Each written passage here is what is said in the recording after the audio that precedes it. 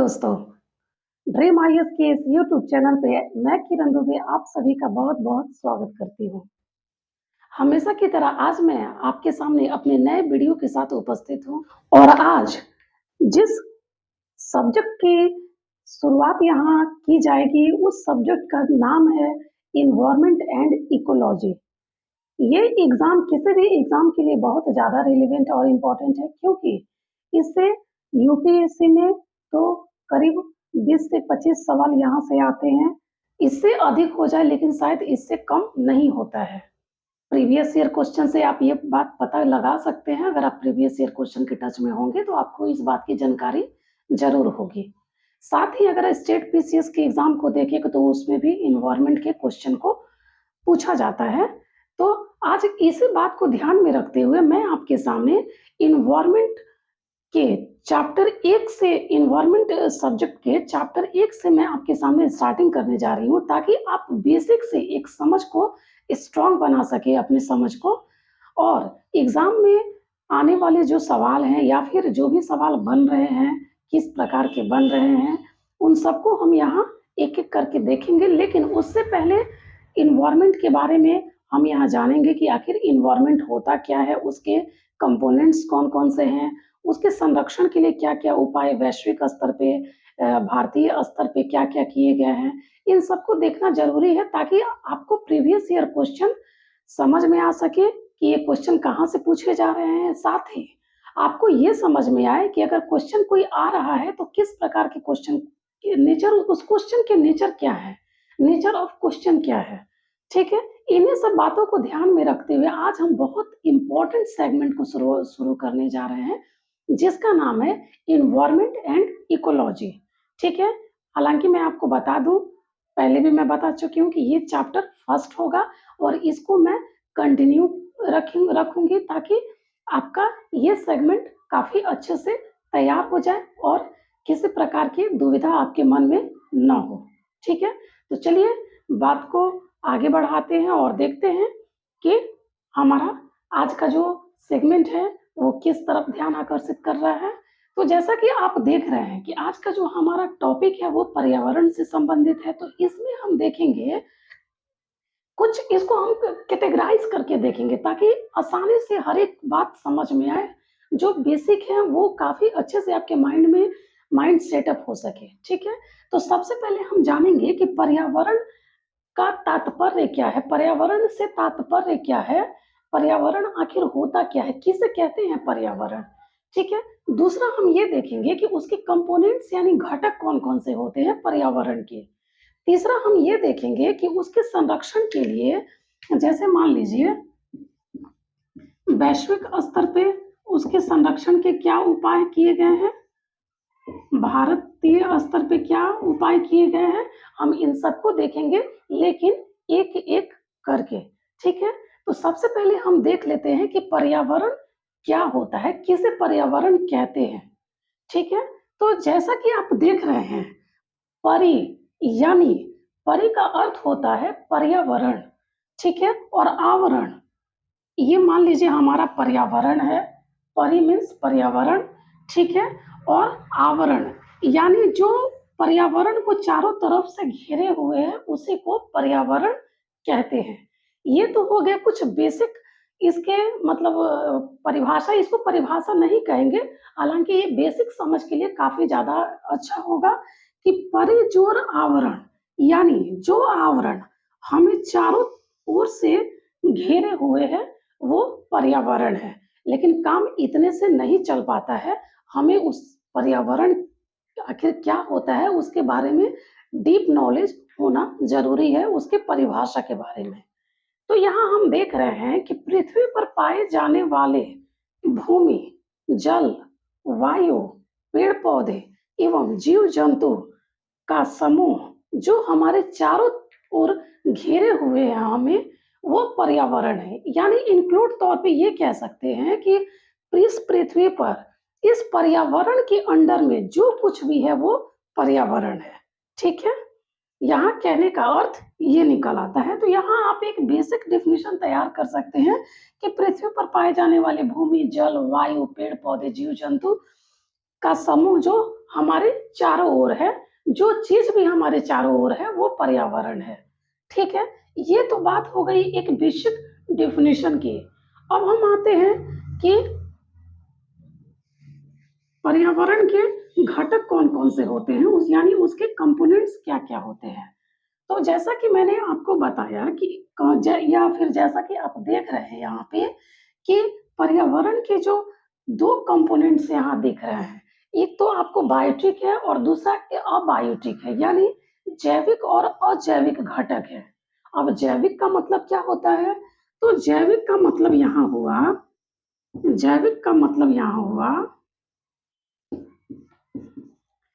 पेड़-पौधे।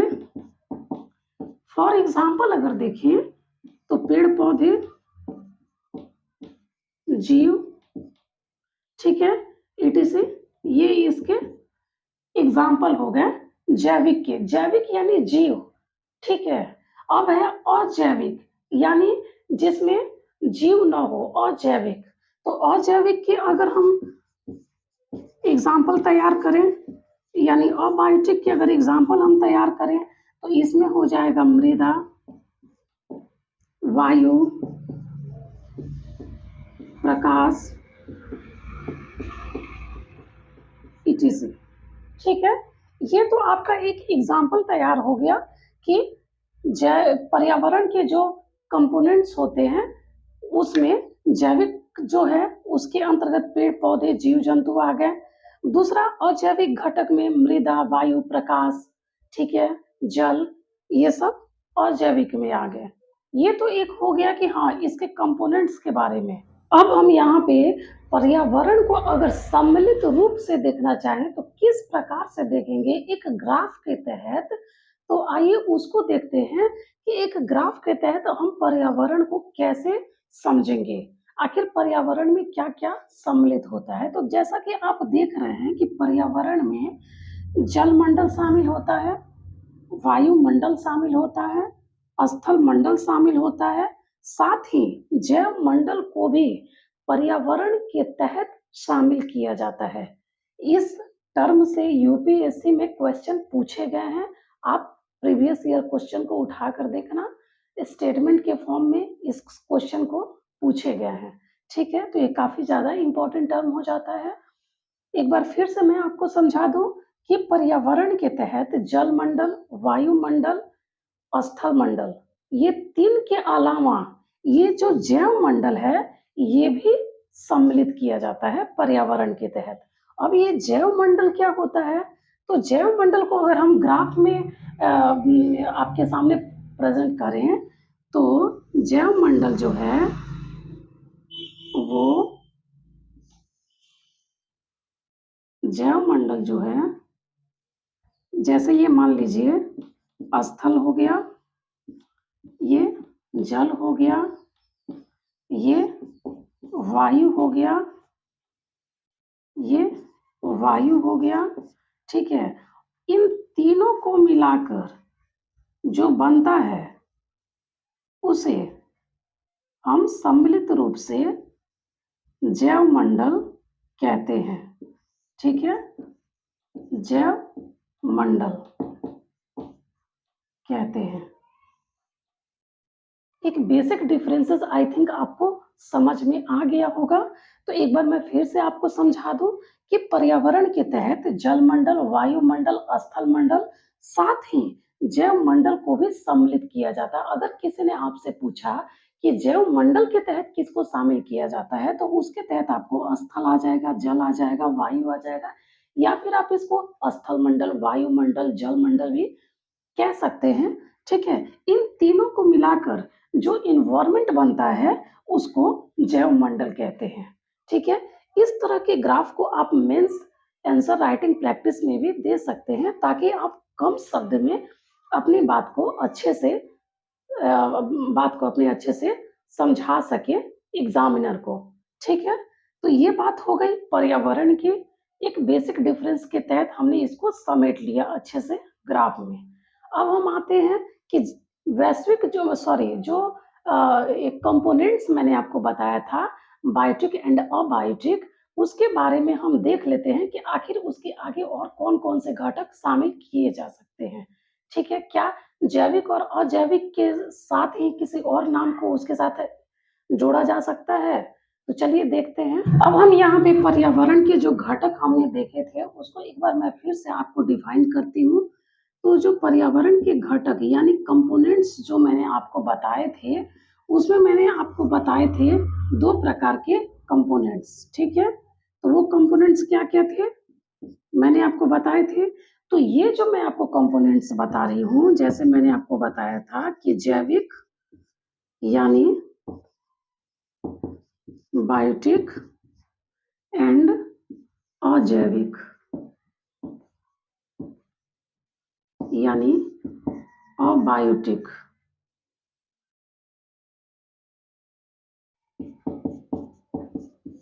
ठीक है? Biotic and abiotic. इसको हम एक और शब्द से डिनोट कर सकते हैं। इसे हम सजीव और इसे हम निर्जीव कह सकते हैं। यानी इसको अगर हम लाइफ के टर्म पे, लाइफ के स्तर पे, जीवन के आधार पे अगर हम इसको डिवाइड करें पर्यावरण के कंपोनेंट्स को, तो हम देखेंगे कि एक तरफ सजीव है और दूसरी तरफ निर्जीव है। यानी जैविक और अजैविक 2 प्रकार के घटक आ जाते हैं। अब सजीव या जैविक के तहत जो भी मैंने आपको एग्जाम्पल के तौर पे बताया था, उसमें था पेड़-पौधे, जीव, ईटीसी। ठीक है? सजीव के हिसाब से आप समझ सकते हैं कि इसमें और क्या-क्या एग्जाम्पल आ सकते हैं। साथ ही अगर इसके तहत अगर हम एग्जाम्पल लें, तो यहाँ मृदा यानी मिट्टी, प्रकाश, वायु, जल, ईटीसी बहुत कुछ हो सकता है। ठीक है?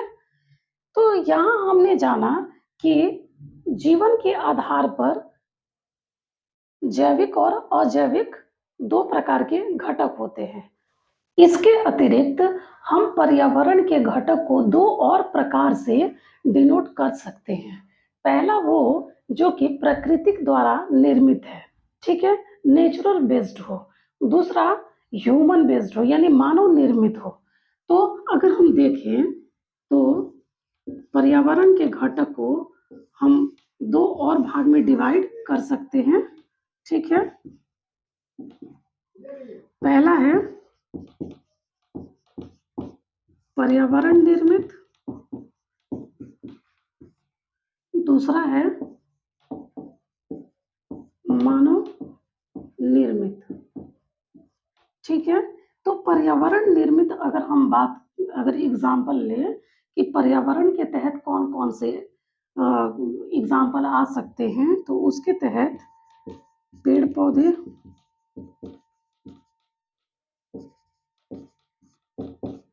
जीव जैसे मानव, ठीक है? ये तो पर्यावरण यानी प्राकृतिक प्राकृतिक प्राकृतिक निर्मित ये हो गया, ठीक है? इसके तहत पेड़-पौधे, जीव आएँगे। अब हम अगर मानव निर्मित बात करें, सड़क, भवन, एक्सेट्रा एक्सेट्रा कंपोनेंट्स आ जाएँगे मानव निर्मित घटक के अंतर्गत।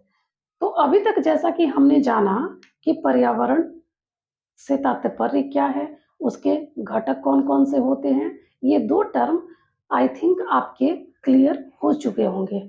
चलिए अब चलते हैं नेक्स्ट टर्म की तरफ, देखते हैं कि वो क्या है। अब हम एक सबसे ज़्यादा जो इम्पोर्टेंट है एनवायरनमेंट को लेकर, वो है पर्यावरण संरक्षण। उसको जान लेते हैं कि आखिर पर्यावरण संरक्षण क्या होता है, ठीक है? जैसा कि मैंने आपको बताया कि इसे हम वैश्विक और भारतीय दोनों स्तर पर समझेंगे, ठीक है? तो सबसे पहले बात आती है वैश्विक स्तर पर पर्यावरण संरक्षण के उपाय। तब दूसरे नंबर पर बात आती है कि भारतीय स्तर पर पर्यावरण संरक्षण के क्या-क्या उपाय किए गए। लेकिन इन सबसे पहले ये बात जान लेना ज़रूरी है कि आखिर पर्यावरण के संरक्षण के लिए ये प्रयास क्यों लाए गए? आखिर पर्यावरण के संरक्षण की ज़रूरत हमें क्यों पड़ी? तो जैसा कि आप सभी जानते हैं कि जो हमारी पृथ्वी है, एक बहुमूल्य संपदा है। पृथ्वी पर जो भी प्राकृतिक रूप से पाए जाते हैं, आपको पता ही होगा कि पृथ्वी पर बहुत सारे संसाधन ऐसे हैं जो कि नेचुरल हैं, यानी प्राकृतिक द्वारा हमें प्राप्त है। उस संसाधन का मानव द्वारा अगर बेइंतहा, बेहिसाब, अंधाधुंध तरीके से इसका दुरुपयोग किया जाए, तब हमें पर्यावरण संरक्षण की ज़रूरत पड़ जाती है। ठीक है? तो कुछ ऐसा ही मानव ने किया जिसके कारण जो वैश्विक स्तर पर पर्यावरण के संरक्षण के लिए कुछ उपाय किए गए ताकि हम आने वाले भावी पीढ़ी के लिए या फिर वर्तमान पीढ़ी के लिए इस पर्यावरण को बचा सकें। ठीक है?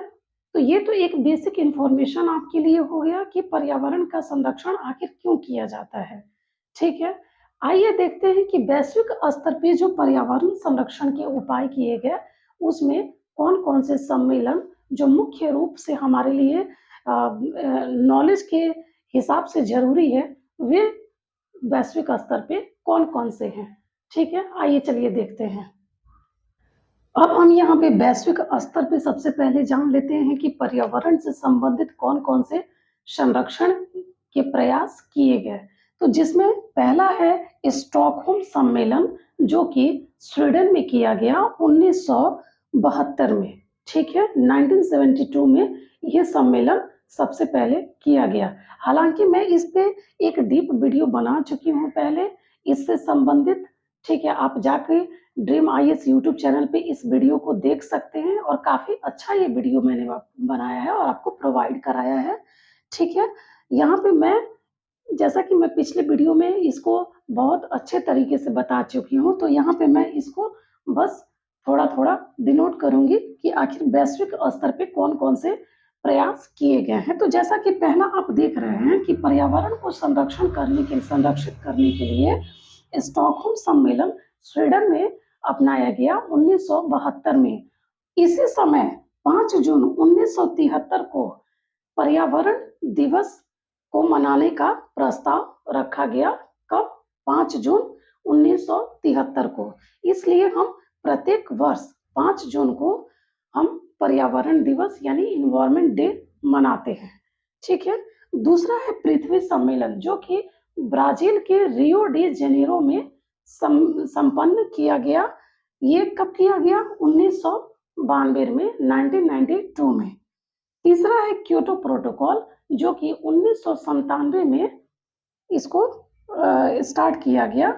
इस सम्मेलन को पर्यावरण के संरक्षण के लिए इस सम्मेलन को स्टार्ट किया गया क्योटो प्रोटोकॉल को। ये बहुत ज़्यादा इम्पोर्टेंट है। इसके बारे में भी मैं आपको पिछले वीडियो में मैं आपको बता चुकी हूँ। ठीक है? अगला है मॉन्ट्रियल प्रोटोकॉल यानी मॉन्ट्रियल समझौता जो कि 1987 में हुआ था, 1987 में हुआ था, जो कि ओज़ोन परत के संरक्षण से संबंधित है। किससे संबंधित है? पर्यावरण के तहत ही ये है। किसके संरक्षण से संबंधित? तो ओज़ोन परत के संरक्षण से संबंधित ये मॉन्ट्रियल प्रोटोकॉल है। ठीक है? ये तो हमने वैश्विक स्तर पे देख लिया कि वैश्विक स्तर पे पर्यावरण को संरक्षित करने के कौन-कौन से उपाय, कौन-कौन से सम्मेलन किए गए। ठीक है? अब हम भारतीय स्तर पर देख लेते हैं कि भारत के स्तर पर कौन-कौन से उपाय किए गए हैं ताकि हमारा जो पर्यावरण है वो सुरक्षित रह सके। ठीक है? तो चलिए देख लेते हैं कि भारतीय स्तर पे कौन-कौन से उपाय किए गए। भारत के स्तर पर पर्यावरण के तहत तो हर साल कोई ना कोई उपाय, कोई ना कोई सम्मेलन, कोई ना कोई संगठन ऐसा किया ही जाता है। ठीक है? लेकिन यहाँ मैंने आपको कुछ महत्वपूर्ण संगठन या सम्मेलन के बारे में जो सरकार की नीतियाँ बनाई गई थी पर्यावरण को लेकर, मैंने आपको कुछ महत्वपूर्ण नीति या अधिनियम के बारे में ही बताया है जो कि आपके एग्ज़ाम के पॉइंट ऑफ व्यू से काफ़ी ज़्यादा रेलेवेंट है। ठीक है? तो यहाँ एक-एक करके देख लेते हैं। तो भारतीय स्तर पर जो पर्यावरण संरक्षण को लेकर उपाय किए गए, वो उसमें पहला था कि 1985 में पर्यावरण एवं वन मंत्रालय का गठन किया गया ताकि एक सिस्टमैटिक ढंग से पर्यावरण के बेहतरी के लिए उपाय किया जा सके और सभी उस ऑर्डर को फॉलो करें, ठीक है? उसके बाद 1986 में पर्यावरण संरक्षण अधिनियम को पारित किया गया, ठीक है? ये बहुत इम्पोर्टेंट अधिनियम है हमारे एग्जाम के नज़रिए से, ठीक है? अगला जो इम्पोर्टेंट जो पॉलिसी आई पर्यावरण से संबंधित वो 1988 में राष्ट्रीय वन नीति आई, ठीक है? उसके बाद 2002 में जैव विविधता संरक्षण अधिनियम को लाया गया ताकि हमारे पर्यावरण में हो रहे खतरनाक तरीके से जो भी कार्य मानव द्वारा किए जा रहे थे उसको रोकते हुए पर्यावरण संरक्षण की बात की जाए और पर्यावरण को एक बेहतर ढंग से सुचारू रूप से मानव के रहने योग्य बनाया जा सके। तो जैसा कि आप देख रहे हैं कि 2002 में 2 प्रकार के यहाँ जो नीति है वो आए हैं। पहला कि 2002 में ही जैव विविधता संरक्षण अधिनियम लाया गया, साथ ही 2002 में ही राष्ट्रीय जल नीति को भी लाया गया, ठीक है? उसके बाद 2004 में राष्ट्रीय पर्यावरण नीति लाया गया, ठीक है? ये भी पर्यावरण संरक्षण से ही संबंधित था। देन 2010 में नेशनल ग्रीन ट्रिब्यूनल यानी एनजीटी यानी राष्ट्रीय हरित प्राधिकरण को लाया गया, जो कि इस समय इसका मुख्यालय नई दिल्ली में स्थित है और ये पर्यावरण से संबंधित किसी भी मैटर को काफ़ी अच्छे तरीके से और काफ़ी कम समय में हैंडल करता है, ठीक है? ताकि हमारे पर्यावरण को बचाया जा सके। चलिए आज का वीडियो तो आपके लिए काफ़ी ज़्यादा रिलेवेंट होगा और आज के जो इस वीडियो को मैं आपके सामने जो चैप्टर 1 लाई हूँ इन्वायरमेंट एंड इकोलॉजी को लेकर, इसी तरह से मैं नेक्स्ट वीडियो में इसके चैप्टर 2 को लाऊंगी या फिर इससे संबंधित और भी इन्वायरमेंट एंड इकोलॉजी के कॉन्सेप्ट को आपके सामने साझा करूंगी, आपके साथ साझा करूंगी, ठीक है? इस वीडियो को यहीं पे स्टॉप करते हैं। इस तरह के काफ़ी ज़्यादा इम्पोर्टेंट जो कि एग्जाम के पॉइंट ऑफ व्यू से काफ़ी ज़्यादा रिलेवेंट है, इस तरह के इम्पोर्टेंट वीडियो को देखने के लिए आप इस ड्रीम आईएएस यूट्यूब चैनल पे बने रहें। अगर आप इस चैनल पे नए हैं तो इस चैनल को लाइक, शेयर एंड सब्सक्राइब करना ना भूलें, साथ ही बेल आइकन प्रेस करना बिल्कुल ना भूलें। बने रहें हमारे साथ ड्रीम आईएएस यूट्यूब चैनल पे। Thank you.